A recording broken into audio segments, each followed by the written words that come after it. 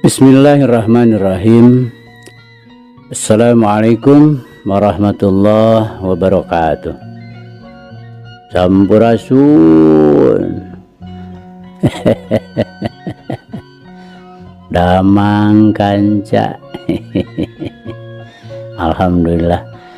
Alhamdulillah abadina wengi ieu sareng Kang Kevin masih tiasa nyarengan kanca kanggo ngalajengkeun dongeng anu maneh hanca tangtosna ge anu katunda dina wengi kamari kanca.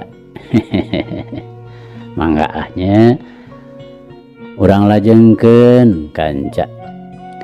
Kumwae kasadayana kanca-kanca abah, wargi-wargi abah sanusantara sadunya. Mangga nyangakeun kanca si Buntung jago tutugan yasana Bapak S. Sukandar.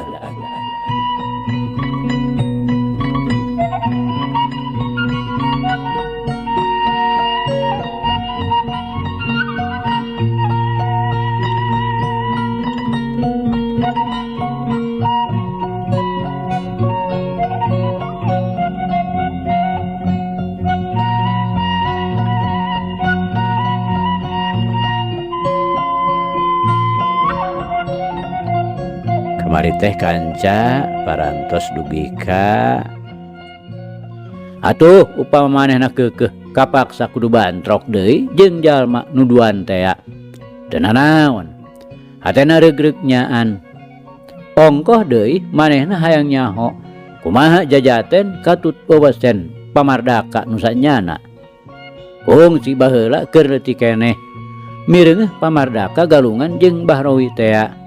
Tapi harita mah tacan katitenan bener-bener. Duit kadinya nya kanca. Mangga. Urang lajengkeun.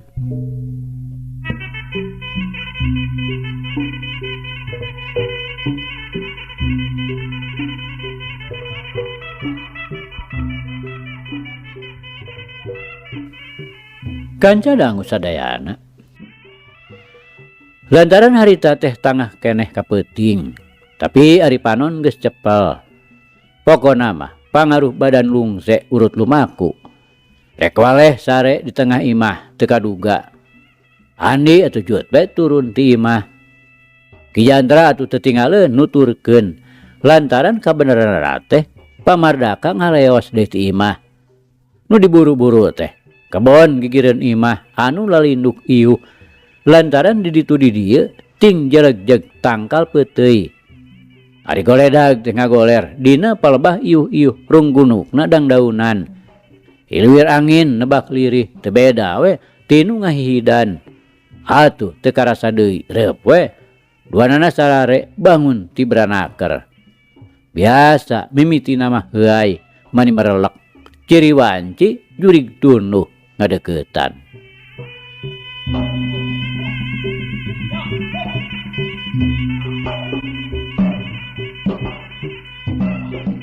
Kanca dangu sadayana ajaman tadi mah sanggeusna datang ka panenjoan teh pamardaka rek terus we ka Tanjung Pura. Kahayangna kieu teh sanyana mah lain maksud deui rek ngarengsekeun urusan Andi jeung Wijana. Lantaran ku ngadenge dongengna oge geus jelas perkarana teh geus teu kudu dibeberes deui da memangna geus beres ku maneh. Nuduaan teh moal pati-pati terus boga maksud rek maluruh ka si Jaka lamun kacurigaanana sagemlengna museur ka Andi. Tapi nu mawa kumejot hayang geura ka Tanjung Pura teh sanyana mah katarik ku katerangan Ki Jantra waktu ditanya tina perkara pamajid teh. Ngan hanjakalna teh ku teu kanyahoan ngaranna. Malah ku kituna nya ieu pisan nu jadi marga lantaran nungtun kapanasaran. Nganorokaya Andi keukeuh hayang ngarengsekeun heula pasualan nu aya patula patalina jeung karna katut Bahrowi. Ka Bahrowi atuh geus jelas memang beunang disebutkeun musuh gerotna. atuh ari kakarna timbul ceceupna nu antep-antepan teh lain bae tina perkara mitnahkeun, tapi pangpangna mah eta kutina geus ngahina ka Nyi Tarsiah. Malah mun ngagugu nafsu mah sarta lamun kabiruyungan karena teh rek disampurnakeun we sakalian. Percuma ku melendang di dunia oge ari ukur jadi euwah-euwah matak susah rahayat salilana. Salilana ngan jadi bibit rurujit inung rurusuh ngagoncangkeun pilemburan. Ngan nyaeta kapan cenah pesenna Nyi Tarsiah mah karena Arias Jaka teh ulah diganggu nyawana lantaran perlu pikeun pibapaeun budak anu ayeuna masih keneh aya dina rahim nu jadi indungna. Kukituna Andi ipat-ipatan kasakur anu rek marilu ka Gajah Ngambung yen ke di mana ngaraponan Jakalara omat ulah nepi ka binasa atawa nimbulkeun cacat nu matak ngajadikeun wawadon saumur-umur. Papatah kitu sote lantaran Andi mah rek langsung nyang hareupan Bahrowi pikeun nohonan sumpahna nu geus diikrarkeun di hareupeun kuburan bapana di Cipancar. Tapi nyaeta atuh manusia mah ngan saukur boga karep sarta kahayang pamaksudan teu pasti bakal kalaksanakeunana lantaran wewenang aya di zat nu maha kawasa. Saperti obrolan Andi nu diwangun ku Ki Jantra Madtasim, Ki Jatma Bopeng sarta Kemed bari dijejeran ku Pamardaka. Dina baralikna deui ka Pananjoan bari teu hasil. Di Cisaha teu kapanggih terus ka Gajah Ngambung ukur ngajentul imahna. Ditarengteng ka lemur ka Panurpai ruput teu nyahoeun. Ngan cenah Jaka sarta Bahrowi nya kitu deui batur-baturna nu sejen geus sababaraha poe teu katempo ngulampreng. Nya munasabah rek teu kapanggih oge. Lantaran waktu harita teh sanggeusna ti Cisaat nyaeta dina poean manggihan pamajid teh karena teh jadi ngarasa teu tentrem. Timbul sangkaanana buah-buah pamajid sarta wijana teh pangna araya di daerah Batu Gede oge pasti keur maluruh manehanana. Memang moal nyarahkeun ka tempat padumukanana nu di Gajah Ngambung. Tapi kumaha lamun seuk kabeneran tepung jeung Andi anu memang kakuatanana lain bantrak-bantrakeun. Bener ari baranggok mah geus tangtu bakal bandeng lantaran gawe fitnah manehanana. Tapi kapan wijana teh dibarengan ku pamajid anu geus kaustara legok tapak genteng kadek landung kandungan lair aisan cukup temah wadi sarta asak jejehanana.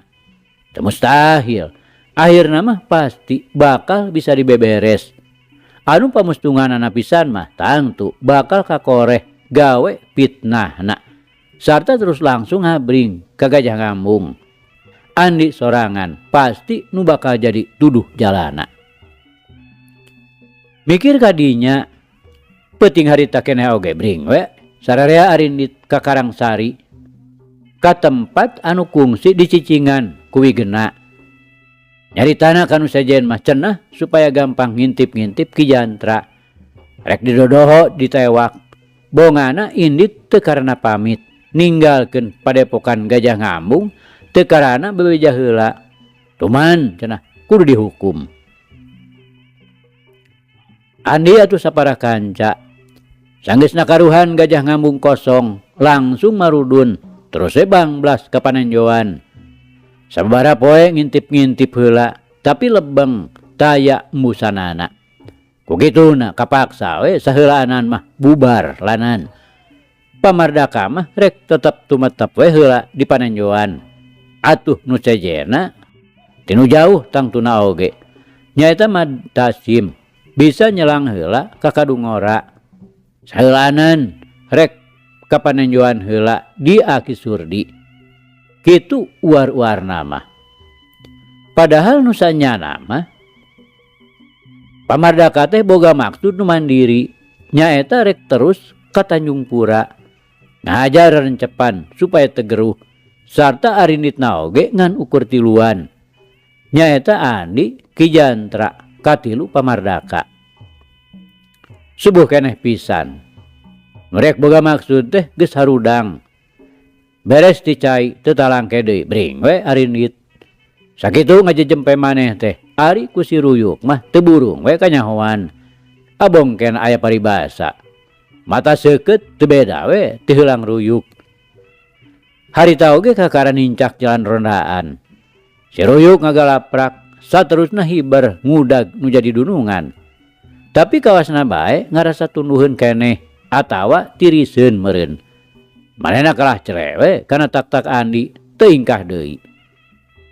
Halah, nah sia teh make milu Ruyuk. Andi bari ngareret kanu keur cendeuten dina tak-tak. Nu dibawa ngomongna mah kalka nyulusupkeun huluna kana handapeun jangjangna. Sanajan ngarti oge da puguh teu bisa ngucap. Si Ruyuk teh ngahenen we teu kecet-kecet, peler deui meureun tumpak tak-tak.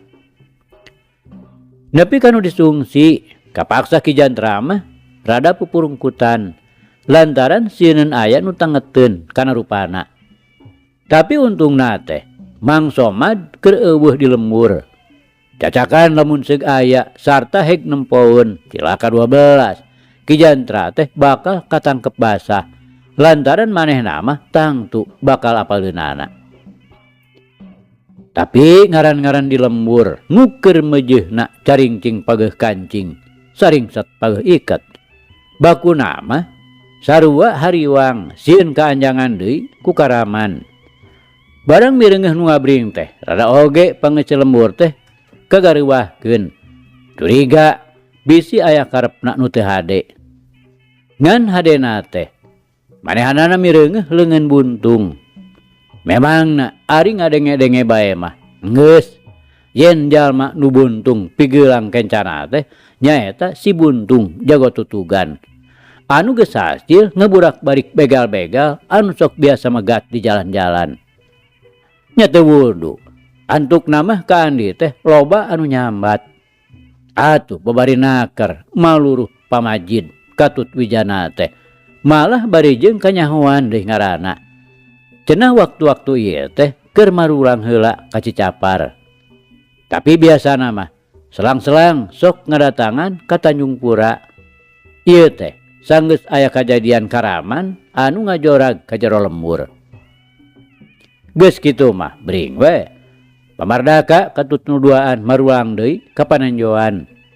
Teu siga-siga sarta taya nu nyangka yen keur aya nu dipaluruh. Ku kitu teh mah eukeur mah taya kacurigaanana saeutik oge. Katurug-turug dina nyabitna pamajid Katut Wijana teh jolna tinu dianjangan ngadongengkeun yen lembur Tanjung Pura kungsi kadatangan ku Karaman. Atuh pikeun Pamardaka mah kare nuluykeun we teu matak hese ngamimitian. Sajroning leumpang teh Pamardaka mah gawena ngan ngahuleng keur nginget-nginget ngaran pamajid lantaran kakarang ngadenge. Oge sidik lain batur sapaguruanana. Tapi ras deui cenah marulangna teh kalembur di Cicapar. Daek teu daek jadi nungtun kainget ka hiji jawara nu geus kakoncara. Lain bae luhur elmuna jembar pangawasana. Tapi geus kawentar ambek sadu santa budi. Najan ambek tara terus ngewa budina mah tetep we luhur.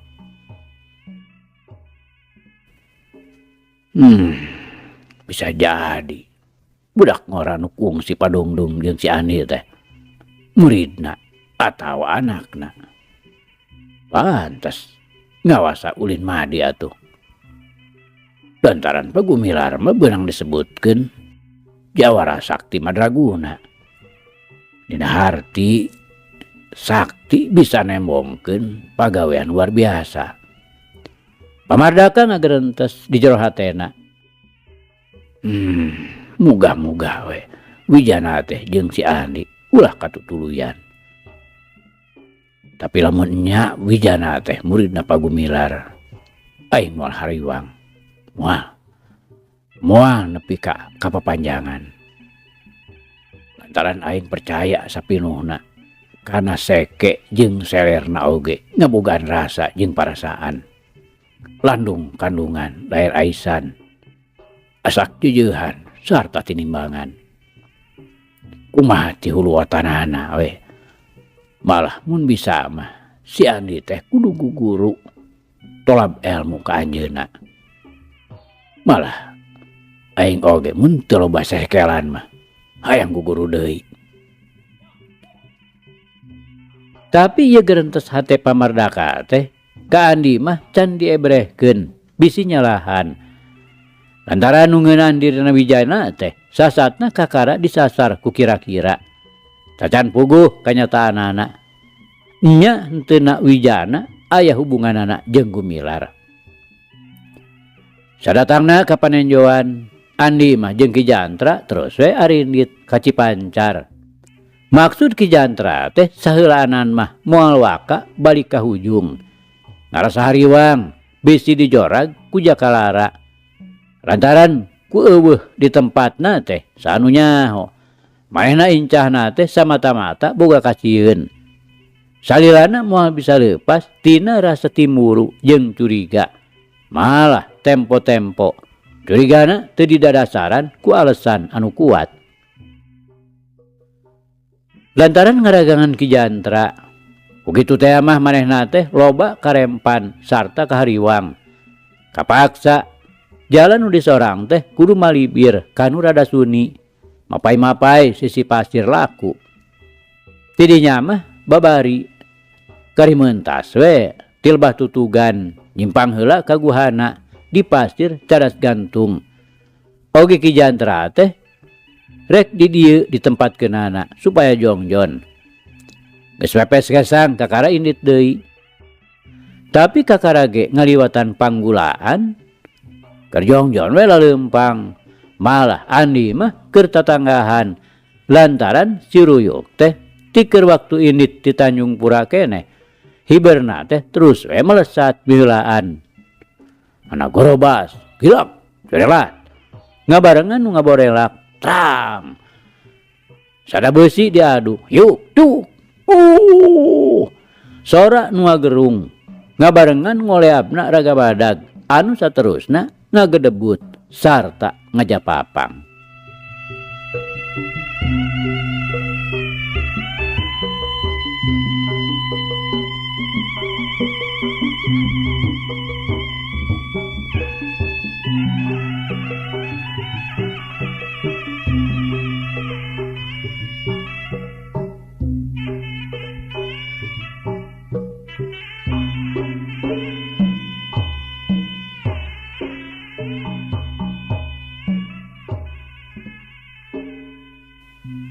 Kanca dangu sadayana.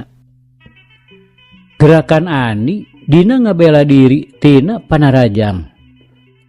Sok sanajan nu datangna teu disangka-sangka, sasatna didodoho ti bongohna, diarah-arah ti balangahna. Estuning bener-bener matak ngagetkeun nu jadi lawan. Saperti kaayaan harita, ku ngadengena sora nu ngagorobas gigireunana. Panonna mah geus ngagiler. Ngabarengan malikna awak.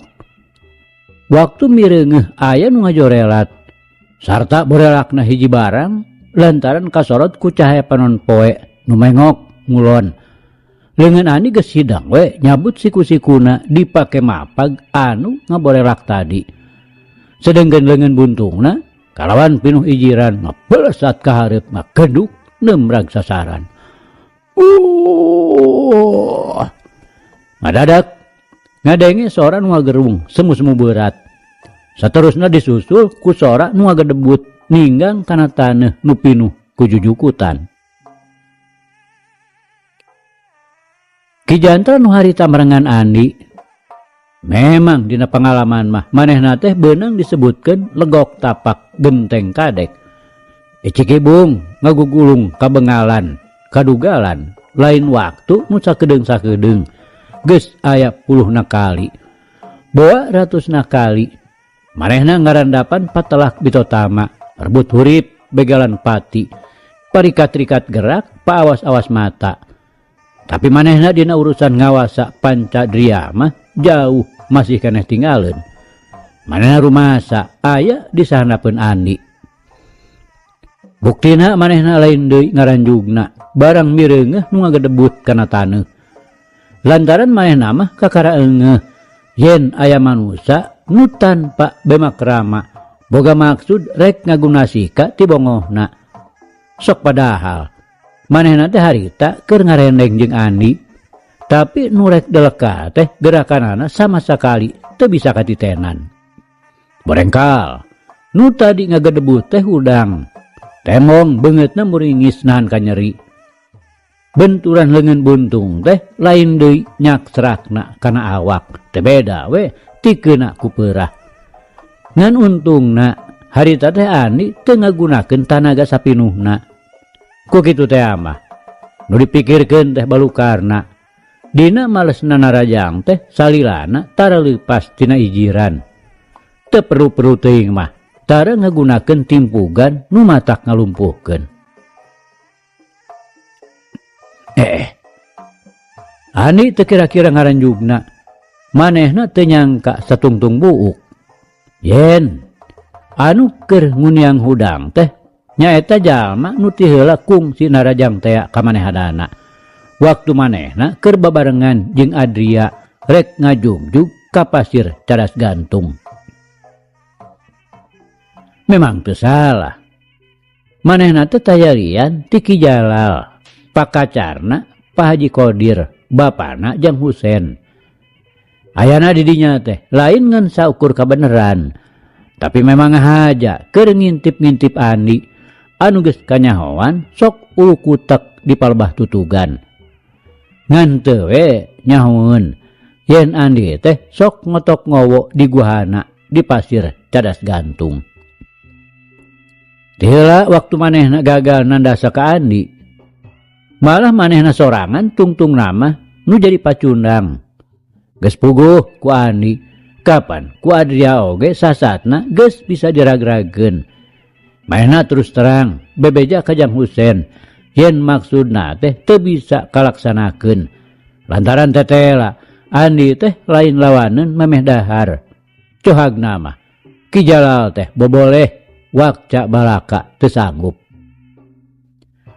Tapi dilaporkeun kitu teh Jang Husen kalah ka muncereng, Ki Jalal kalah ka diambek. Saterusna diwaweleh diesek-esekeun, disebutkeun teu boga panarima, jajauheun boga pikiran hideng bebela kanu jadi dunungan. Kakara dipentes sakitu oge geus nyebutkeun teu sanggup.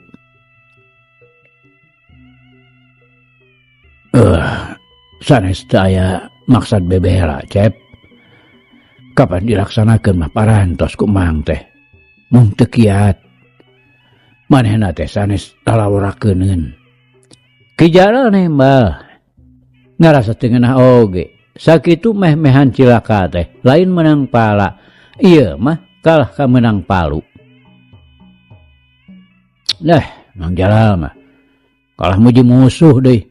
Jang Husen tetep muncareng. Sanes muji, Cep. Memang salaresna Mang teh kirang-kirang nama kana balik ngaran. Ki Jalal nempas. Oh jadi kumaha tuh ayeuna teh Mang? Teu kumaha, Cep. Teu sangem we Mang mah. Nah bet babarian cebleh geuning Mang mah. Jang Husen merong ngarasa teu sugema ku pok-pokanana Ki Jalal. Nyari parantos da diteraskeun oge. Kuliah digotong we Mang teh dina pasaran. Ki Jalal geus mimiti ngarasa keheul. Eta Mang mah bet sunek naker geuning pikiran teh. Sing aya hoja tuh Mang. Bet kawas nu kakara sapoe Mang mah umur teh. Jang Husen geus mimiti ngarasa kurang senang. Mireungeuh petalakuna sarta pok-pokanana Ki Jalal anu dianggapna tetep ngabangkang. Sumohonna nyari hojah teh hojah kumaha. Mang mah poekeun. Kieu ya Mang. Neangan atuh bantuan kanu sejen. Jang Husein ngebrehkeun pijalaneun. Kasaha? Kasaha we atuh, da ku duit mah moal hese. Tincep artosna. Heunya tang tu atuh Mang. Bener Mang mah balat naker. Jang Husein rada nyentak. Ngarasa keheul ku lelewa Ki Jalal mana biko-biko teuing. Mun kasahanya. Ki Jalal kerung bari ngantalkeun curugna kana tarangna. Keur mikir ulang naker. Hanya kasaha we atuh. Piraku Mang teu boga kawawuhan anu sakirana bisa dipentaan tulung. Di lemur Emang sugan aya. Sumun daras aya. Batur sapaguruan di Nagara Tengah. Tangtos manehna mah tiasa disalunguhan. Tah geuning. Piraku atuh Mang teu bisa dipentaan tulung. Iraha Mang rek lemur. Jang Husein bangun anu teu sabar. Nya ke bade ngemut heula. Alah. Nah make kudu ngemut heula. Ayeuna we Mang mengpengrineh. Jang Husein bener-bener geus teu sabar.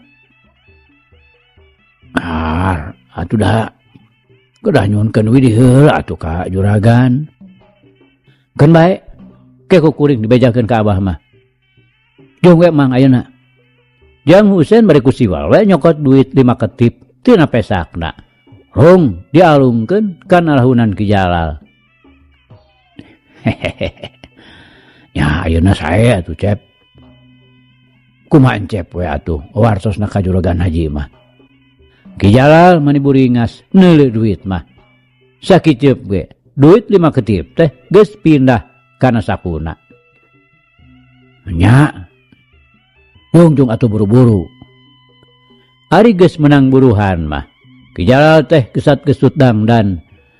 Duit 5 ketip teh lain deui mangaruhanana kana hatena. Atuh da lain pangaji leutik-leutik. Mun dipake meuli bako aya kana sabaraha lempengna.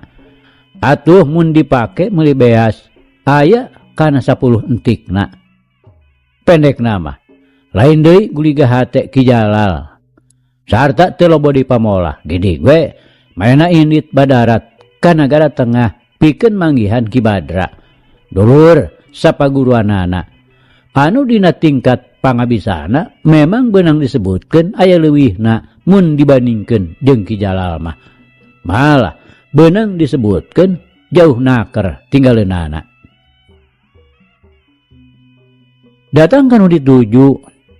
Kabeneran Ki Badra keur aya di imahna atuh darak-dak we. Ku Ki Jalal dicaritakeun maksudna. Biasa dina ngebrehkeunana teh papalingpang jeung kanyataanana. Malah bari jeung rada-rada ngarerab deh. Kana hatena Ki Badra. Nyaeta supaya maksudna pinanggih jeung hasil. Dina nyaritakeunana teh mimitina manehna ngadongengkeun pasendatan Jang Husein jeung Andi. Disebutkeun Andi teh cenah jelema nu ngahihileudan bebenena Jang Husein. Dina kapanggihna dar galungan ngan bae Jang Husein teu kuat. Ari heg teh kumanehanana diuruskeun. Andi kalah ngambek malah bari dibarengan ku panantang sagala. Atuh der we kumanehna diayonan. Tapi tetela Andi teh luhur oge pangabisana. Manehna nepi ka ngalakon teu kuat.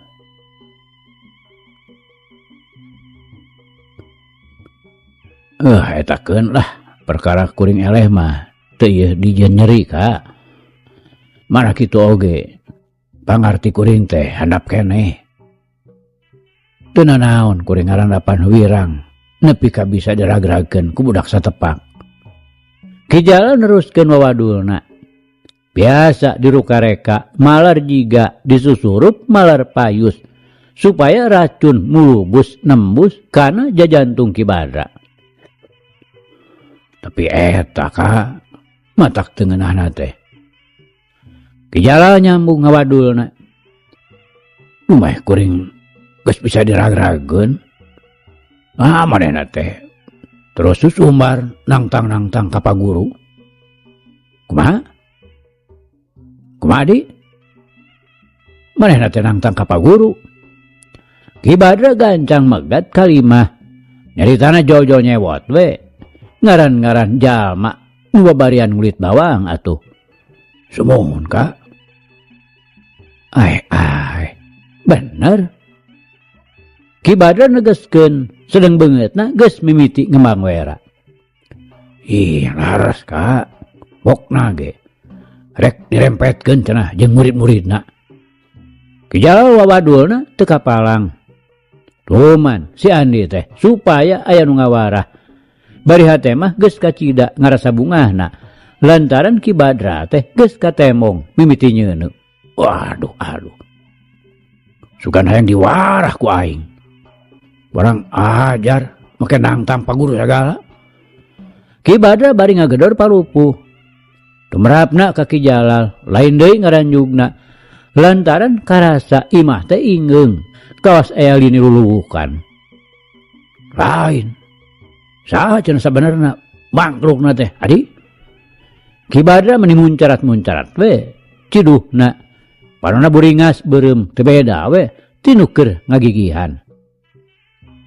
Si Ani urang Cipancar. Urang Cipancar? Heh. Diwarah sia ku aing. Tuman. Hayu adi. Urang jora gue ayeuna. Ki Badra bener-bener geus dikawasa ku nafsuna. Is. Kelanan ka. Ulah gurunggusuh atuh. Ki Jalal dina hatena mah seuri. Margi kieu ieu teh ka. Kedah demit. Margi urusanana bilih ka uninga kuramana Cep Husen. Upami uningaeun teh, wah, tangtos. Cep Husen bakal dibenduan. Yah. Tina naon. Aka mah da moal mamawa ka Cep Husen. Ieu mah es uning aka pribadi we. Rek ngawar ka jelema nu geus kumawani lukak lancap ka guru urang. Sumuhun. Namung datang tos dina dekna teh nyabit ka abdi. Ari abdi kapan pangna ribut sareng manehna teh puguh ngabelaan Cep Husen. Tah ku kituna upami ka emper-emper ka Juragan Haji Qadir, Cep Husen teh tangtos bakal diseuselan ku ramana.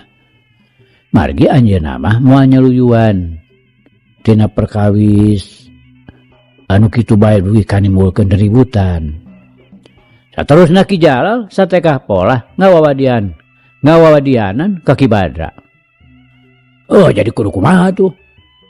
Ki Badra akhirna mah menta bongbolongan ka Ki Jalal. Kedah lantip saya nama orang badantan we sareng Cep Husen. Oge aka teh ulah sapertos nu bade bebela ka paguru. Tapi seolah-olah haja we ngabelaan ka Cep Husen. Supados eta ka supados ieu kaluar ieuna. Nah aka teu butuh kitu. Ki Jalal bari nemongkeun gerakan Ramona saperti nu keur milang duit. Wah, gitu. Ade atuh. Nyepung gue butuh make adi. Nah kira-kira na baris uduh gitu duitna. Lah. Tanggung ngaburusut weh, asal laras-laras weh. Urang tiasa ngelehkeun si Ani. Wah, jadi lah. Wira kan oge budak masih keneh bau jari ngau. Moal sabaraha ieu pangabisana. Engke we sore. Urang ka ditu nya adi. Ki Badra petalakuna mani ujub nakar. Manehna sama sakali teh nyahueun yen nu disebut Andi teh nyaeta si Buntung jago tutugan. Lamun seuk nyahueun mah cadu tah kana bakal daekeun. Lantaran manehna geus ngadenge beja kumaha kahebatanana si Buntung. Oge manehna teh moal ujug-ujug percayaeun deui Lantaran cenah si Buntung jago tutugan teh tindak tandukna memang kacidak mulyana. Purah nulung kanu butuh, nalang kanu sangsara teh sanyana. Tina kituna poe eta keneh oge pas sore manehna kadua Ki Jalal geus ngagardig kaleles. Nu dituju teh imahna Ki Jalal. Heula rong heap Jang Husen, dak we atuh baradami. Sama sakali teu disabit-sabit yen Andi teh nyaeta si Buntung teh. Ngahaja ku Jang Husen oge teu dibejakeun. Lantaran samemehna geus dibere nyaho ku Ki Jalal. Isukna bral we Ki Jalal jeung Ki Badra arindit ka daerah Tutugan. Nyaeta maksudna mah sugan we papanggih jeung Andi. Geus karuhan eueuh. Maranehanana terus ngaprak malibir kahanapeun pasir cadas gantung. Ngahaja ku Ki Jalal dibawa ka dinya. Lantaran rek terus ngelemet ka Cipancar. Sugan we Andi kapareng bisa kapanggih. Ngan moal didodog ka imahna lantaran beureting resikona. Kabeneran teh. Harita Andi jeung Ki Jantra ngulampreng kalebah dinya pisan. Malah nyimpang heula ka guhana. Nyaeta sabalikna ti panenjoan. Barang geus ngaliwatan panggulaan katempoun ku Ki Jalal. Bogoh we. Teu beda ti nu dimumanggih. Gancang manehna ngaharewas ka Ki Badra. Yen eta jelmana nu keur diteangan teh. Baranglar Andi jeung Ki Jantra ngaliwat. Ki Jalal tanta parah deui gancang ngarontok ngabongohan. Tapi saperti nu geus dicaritakeun ti heula. Kalah ka Ki Jalal sorangan anu ngagedebut kana taneuh meunang hadiah leungeun buntung anu karasana nyak serak kasaluareun badan. Teu beda we tinu keuna ku peurah oray. Ki Badra nu memang harita keur ngadedempes barang mileungeuh dulur sapaguruanana. Kalawan sakece pisan geus teu bisa budi deui. Ngagentak manehna luncat bari nyebetkeun bedogna. Saperti tadi deui we. Andi teh memang nalurina ka Cidawasna. Manehna ngan ukur ngagilek, trang. Siku-sikuna dipake nakis, gerelat. Manehna ngejat bari pokna ka Ki Jantra. Mangga Pak, nyangakeun. Montong aja si Andi. Ki Badra ngagorowok pinuh ku nafsu. Sanajan ari hatena mah lain deui kagetna. Lantaran ieu jelema nu rek diarah teh Buntung leungeun kencana. Tapi manehna teh teu nyangka ka si Buntung jago tutugan mah. Marukana nu sajen deui we anu kabeneran pada Buntung.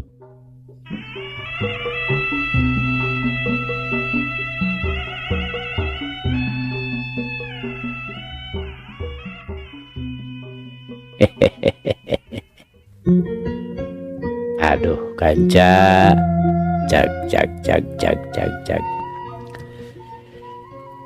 Ieu carita urang pungkas heula kancanya. Insyaallah enjing jaga nenggeto. Ieu hanca urang lajengkeun deui. Muga urang aya dina kasehatan bari aya dina widi Gusti masih kena dipaparinan yuswa. Atur nuhun kanca, atur nuhun. Ieu carita urang tunda di Hanjuang siang, tenden di Handeuleum sieum. Paragi nyokot ninggalkeun, mangsa datang samper deui. Hatur nuhun, hapunten. Wabillahi taufiq wal hidayah. Wassalamualaikum warahmatullahi wabarakatuh.